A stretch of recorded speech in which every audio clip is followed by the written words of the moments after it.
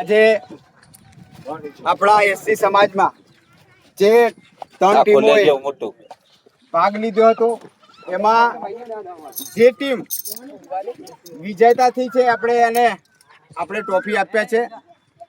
દરેક મિત્રોને ખાસ વિનંતી કે હાર જીત કોમન છે. જીતવું એટલે આનંદ થાય, હારવું એટલે નિરાશ થાય, પરંતુ સિક્કાની બે બાજુ છે. એટલે દરેક લોકોના જે હારે પચાવી પડે ને જીતે પચાવી પડે ગયા. પછી આપણે હાર જોઈને પછી હારી જાય એવું ના ચાલવું જોઈએ.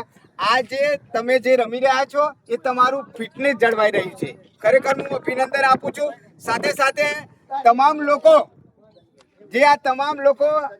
જે યુવાનો છે, તમારા કેટલા લોકોનો આનંદ છે આ ક્રિકેટ રમવામાં એ મને ઓગરી ઊંચી કરે. તમે રવિવાર આવે એટલે કેટલાનો આનંદ થાય કે મારે રમવા જવું છે. દરેક ને એવું પણ થાય ખરું. તો મારા પરેશભાઈને વિનંતી કરું છું, લાલજીને પણ વિનંતી કરું છું કે મારા મિત્રો છે, આવી રીતના રવિ શનિવારે જો ક્રિકેટ આપણે રમાડતા હોય તો 1 કલાક માટે બાળકોના શિક્ષણ તરફ વાળવા પડશે.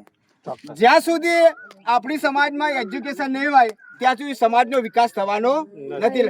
સાથે સાથે મારી વિનંતી છે કે તમે રમો કૂદો, પરંતુ બાળકોને એવું જ્ઞાન આપો કે આપણા બાળકો આવનાર સમયમાં કલેક્ટર બને, એસપી બને, એવી આપણી ભાવના છે. તો ખરેખર એક દિવસે પણ એવો ફાળવવું જોઈએ. શનિ કે રવિવારે 1 કલાક માટે બધા બાળકોને ભેગા થઈ અને જે શિક્ષકો હોય, કોઈ સારા ટીચર હોય, આ લોકોને જ્ઞાન આપે એવી પણ મારી ભાવના છે. તો રવિ શનિવારે એક દિવસ એવો ફાળવવો જોઈએ કલાક આવનાર બાળકોનું ભવિષ્ય માટે.